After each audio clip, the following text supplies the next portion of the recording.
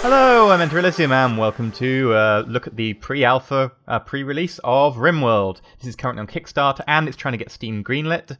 So there's, two things you can do for it if you like the game. What is it? It's basically Prison Architect meets Dwarf Fortress. And it's about landing on a planet and making a colony there. So, new colony. 3 different things. That one's not implemented yet. That's the friendly version that allows you to basically build away, and there'll only be limited threats to your development. Random is the event's completely random. Big events can happen early on, small events can happen later on, so there's no scaling it with your development. And classic is it uses the adaptive AI to see how well developed you are, and if you're really well developed, it will chuck hard threats at you and stuff, and if you're underdeveloped, it will only throw small threats at you. So it's basically got an AI storyteller, like things like Left 4 Dead do, which is really awesome. AI storytellers are amazing. Yeah. So, right, who do we start off with? We've got Ferguson, the entrepreneur, Golden, an entrepreneur, Saucer, a commissar. We probably don't need 2 entrepreneurs. Can we get rid of one of them? Oath. Scientist. Miner. Yeah, miner's good. Ooh, nice shooting. He's got fairly good... he's got okay shooting. He's got great shooting. Bestiality first. Caring. Social. Background soldier. Military commissar. Background soldier. Urchin. Yeah, so you start off with 3 guys who've been stranded and have to get off their crashed liner through the life pods. And, yeah. You get these stats and stuff. The 3 of you awake in your long sleep sarcophagi to the sound of sirens and ripping metal. You barely get to the escape pods before the ship is torn apart. A few hours later, you land on this unknown RimWorld. As pieces of the shredded starship fall around you, you start making plans to survive. And... bam! Ta-da! And this is our planet that we'll have to survive on. With some cow-type things. So yeah. This game's currently on Kickstarter, and they've actually passed their how much their money they're requesting ridiculously quickly. It's only been up 3 or 4 days, and might be 5 days by now.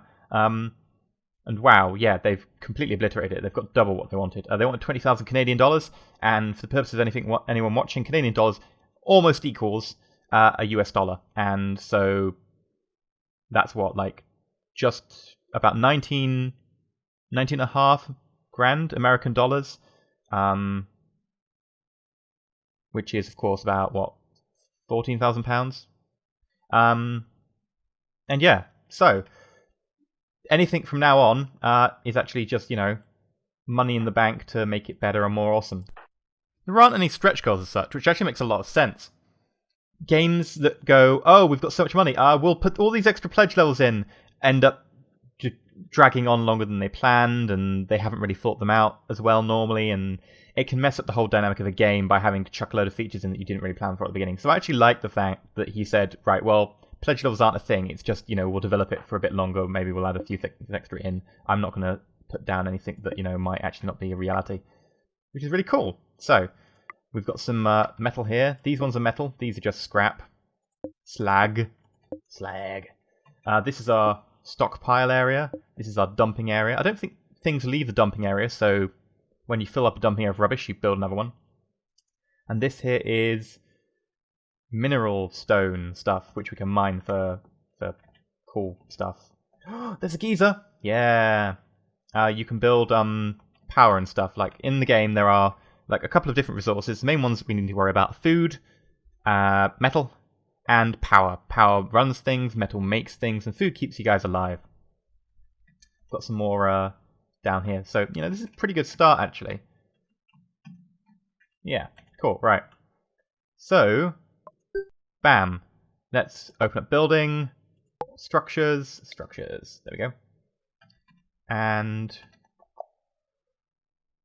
ooh, there's a pistol on the ground there. Excellent, we already have a weapon. Well, we always start with a weapon. That's not, unexpected. So,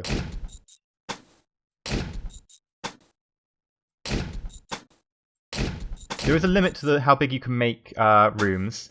If they're too big, the game will be like, oh, this room's too big, it'll start collapsing. And that's not a good thing. Put a door in here, and a door here.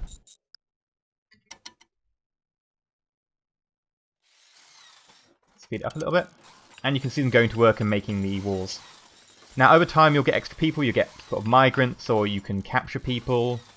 Whether they're just like refugees, or settlers, or people walking through, or bad guys, you can capture them and just keep persuading them to join you until they actually join you.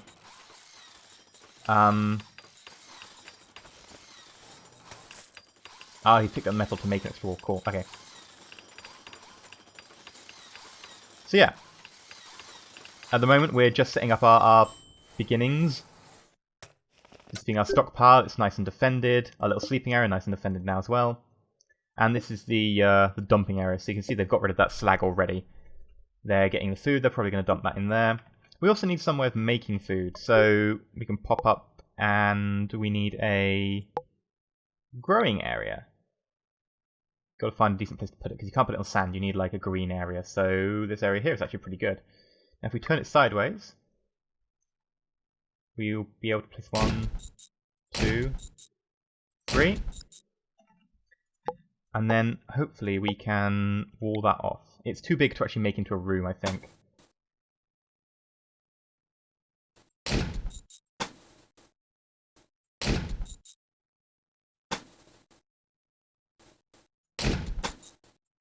But we'll see. We'll put a door in there as well.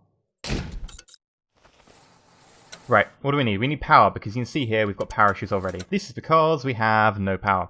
So, solar generator. Put the solar generator. There we go. It's touching the wall, and walls have power lines in them. See?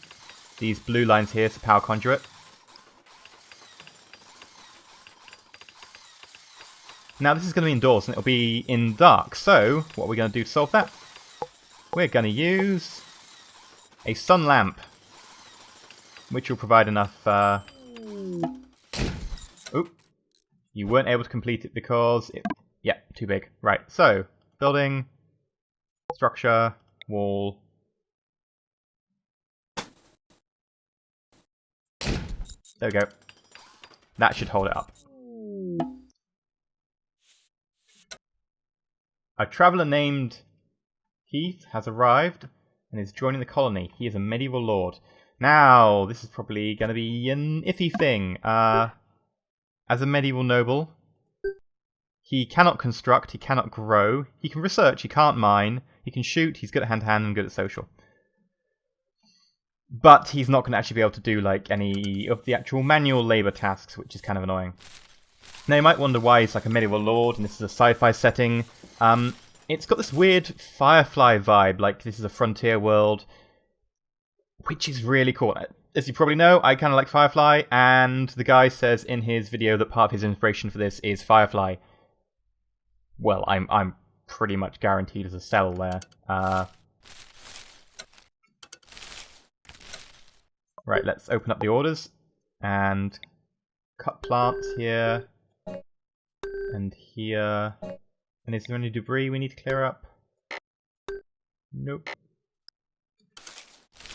And add a home zone. Because the home zone defines where people will do their sort of the firefighting tasks and so on. So of course we want to do the firefighting tasks when, you know, there's a fire in our actual house. Now it's getting to night time and the power that the solar panel is providing is going down, so we're not getting enough power. So what do we need to do? We need to put in a battery. Now we're probably going to put this battery indoors somewhere, just so that if they get damaged or whatever, we've still got the power. We need beds. Yes. We've got 4 guys now. We only have 3 beds to begin with, so we need... We'll probably start off with the cheapy sleeping spot, which is not actually a bed, it's just a bit of floor that's convenient. Yeah, let's go with that. You can see since he's got no job, this guy is completely doing bugger all. So let's draft him into the military and we can give him orders directly. Otherwise you can't give him orders, you have to give tasks and then they get automatically assigned the tasks. Actually, let's get him the pistol, because he's nothing. He's good for nothing else, is he? He's really not good for anything. There we go. And we've got 2 batteries built, and you see they're filling up with power nicely. Anyway, so this game is a sort of Golden Age management sim type thing in a sort of a nice Dwarf Fortress-y futuristic vibe, but it's simple. The UI is actually really nice. Like, this is easy. There's speeds over here, overview, research, codex, which tells you stuff. It's not complete yet, so some areas, there we go, placeholder. Now, this pre-release alpha is not available yet. If you get the 30 Canadian dollars tier, which is 20 quid, about, what, 24 euros and $29 American, then you can get it as soon as the Kickstarter's over. I think it ends at the end of this month, just after. If you get the tier below that, though, you can get the alpha, the full alpha, when it's released, which will be about December. I've got to say, this game is fun to play at the moment. It's been, the vast majority of it has been done by one guy, and this game done by one guy, really? Wow, it's so good. I'm sorry, I'm gonna fanboy over this game. I'm sorry. I played maybe 6 hours of it already, and I'm completely sold. Whether you consider that a good or a bad thing, like that I'm either biased now, or that, you know, the fact it won me over so easily, up to you to decide. But yeah, right, we've just designated the mining spot. They're going to mine that and get the metal out.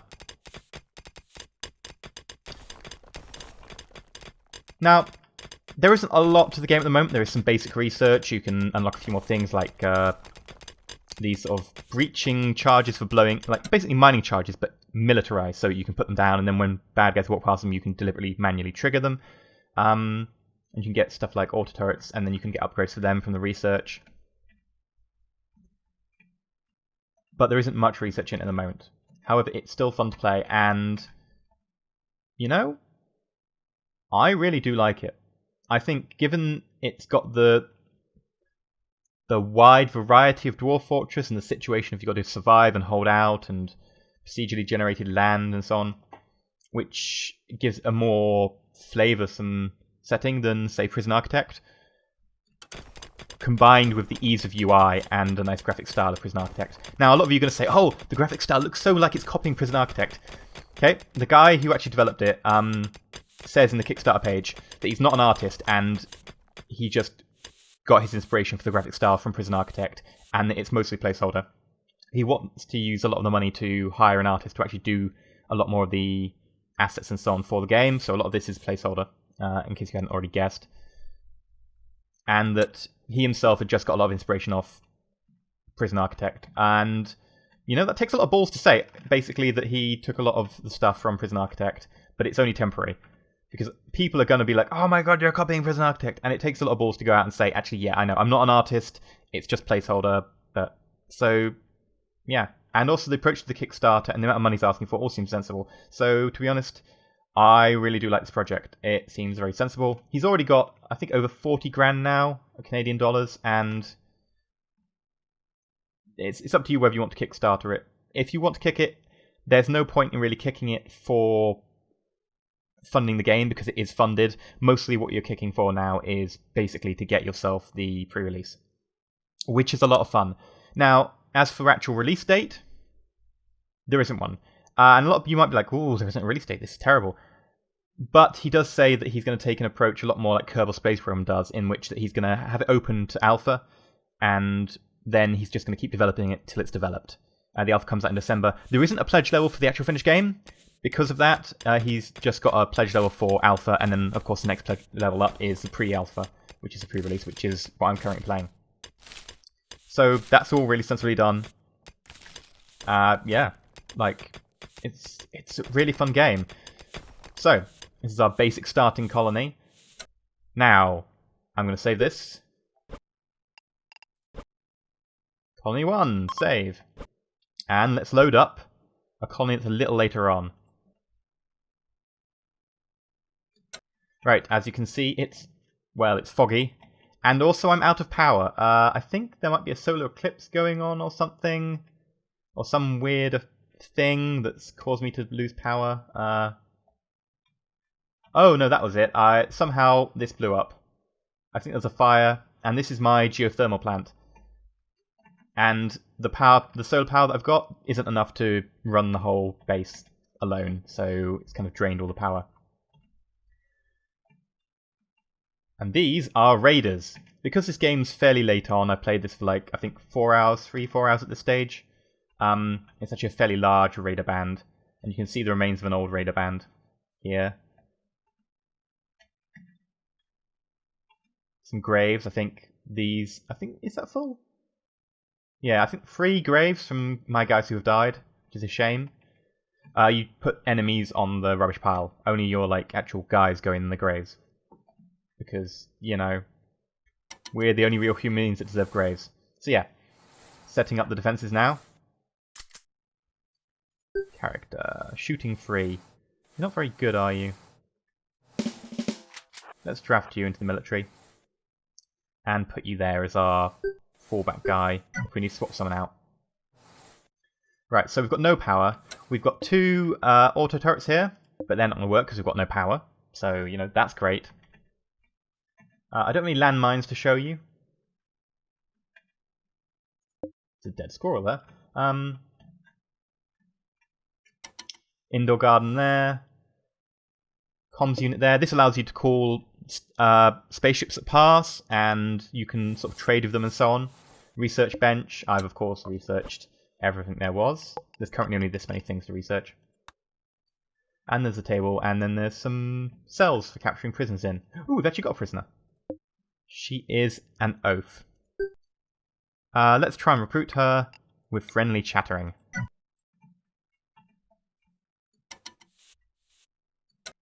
Right.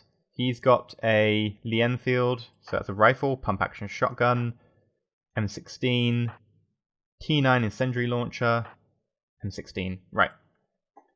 If you're wondering why the weapons are very middle-of-the-road, sort of modern day, it's because there will be eventually a wide range of weapons in the game, from bow and arrow to like laser guns or whatever, which will be really cool. But at the moment, it's just sort of the middle-of-the-road guns. I think the M16s I had to buy off a passing spaceship. Oh, we've got some power back. The sun's come out from the fog. And yeah, that's it. The sun's come out. These are getting power now. We've not got enough power to run both of them, but hopefully that'll change soon.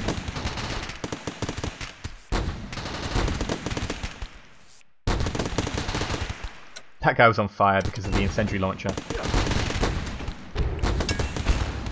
Whoa! Someone's got grenades. Who's got grenades? Pistol, Uzi, Molotov cocktails, T9 incendiary launcher. Okay. Grenades are bad because grenades, if they chuck them behind my sandbags, will kill lots of my dudes. Because they're tightly packed. Alright, that's gonna blow. Boing. Yeah, when they hit that too much, they hit the magazine, and yeah, I think we've got them on the run. Let's chase them down.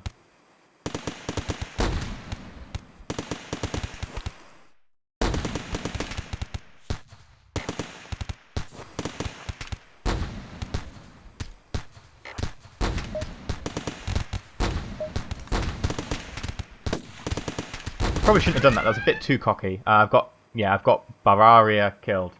Barrera. Okay, you go back. You don't fight. You don't fight. That's fine. Oh, quick! He's down. Rescue him.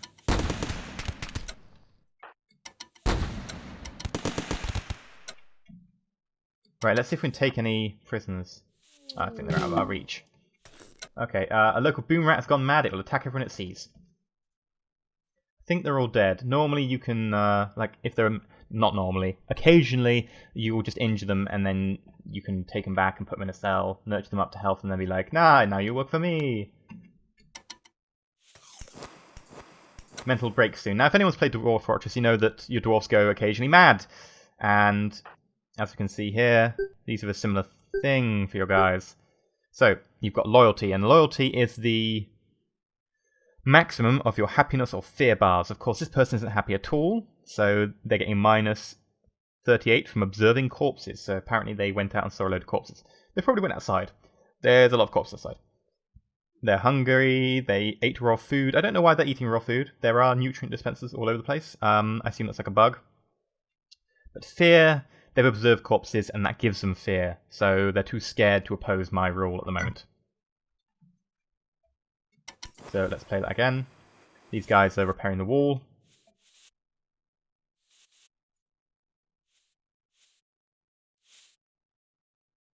And they're going to go back and... Ooh, they actually managed to save that guy. That's cool. Right. So as you can see, we've got rooms here. They prefer individual rooms. If they don't have individual rooms, they feel unhappy. There's an armory over here. You can see Molotov cocktails. That's a very recent addition. Pistols, Uzis.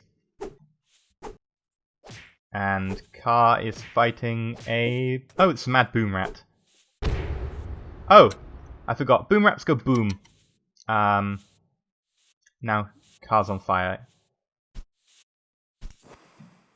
Quick, put Car out!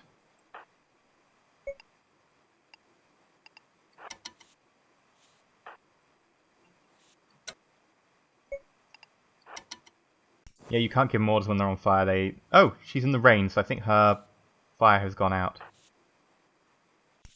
Yeah, it has. That's nice. You see the batteries are filling up nicely. I think they might have stopped filling up now, because we're draining the power off at the same stage. You can see they've got firefighting. You've got a overview window where you can give them orders and stuff. Heath is injured, so he's not fighting. But you can sort of even tell people what they can and can't do, so people are really crap at it. Like, the scientist can't be a warden because he's got 0 out of 10. But if you look down at, like, this, it's got doctoring, 3 out of 10. Brawler can't be. Relevant skills, none. So, there we go. That's pretty cool. High priority, low priority, and firefighting, of course, being the first one. Everyone will fight fire as their first priority.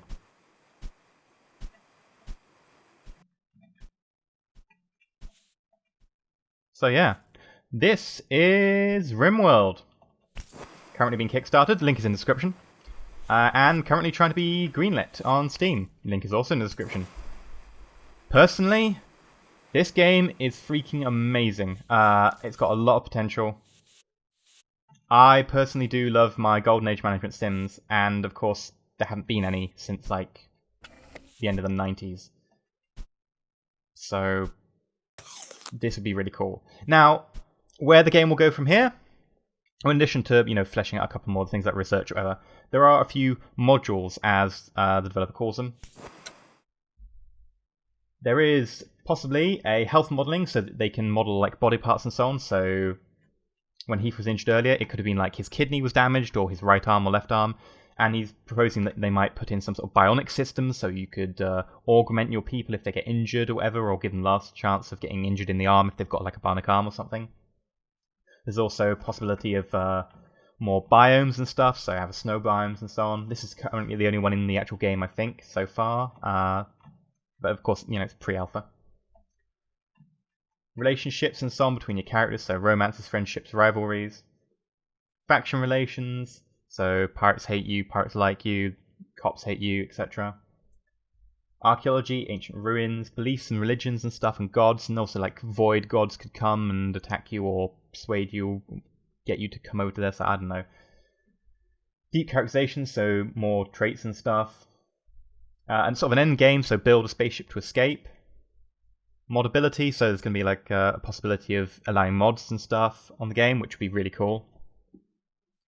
And some more storytelling things, so the game keeps track and reports stories and stuff, and possibility that your characters might appear or whatever in other games and so on as pirates, which would be interesting. Frankly, I'm really sold. It takes a lot of sort of the Western frontier vibe of Firefly, uses the easy UI and the modern sort of style of Prison Architect with some of the depth of Dwarf Fortress. Arguably, we might see more of this depth as it, you know, gets a bit more further into development. And so far, it's been done by basically one guy. They've got another guy on board, the guy who did the sound design for a couple of games for Introversion, so Darwinia, Defcon, and Prison Architect. He's now doing the sound design for this, which will be amazing. And the Kickstarter looks perfectly legit. He's asking for a reasonable amount of money. He's got more than that, but he won't like overstep to try and do things that are a little bit out of reach or whatever. It is pretty fun at the moment. I would definitely recommend anyone who's at all interested, go check out the Kickstarter, go check out the Steam Greenlight page. Of course, like I said before, it's $30 to get pre-release access as soon as the Kickstarter finished. It's a little bit less than that to get alpha release when it gets to December, I think is the rough date for the alpha release. So, this has been RimWorld, I've been EnterElysium, and I'm just going to keep playing this game, so I'll catch you guys later, and considering the vibe and the whole Firefly thing, I'm going to say it, stay shiny everybody. Catch you next time.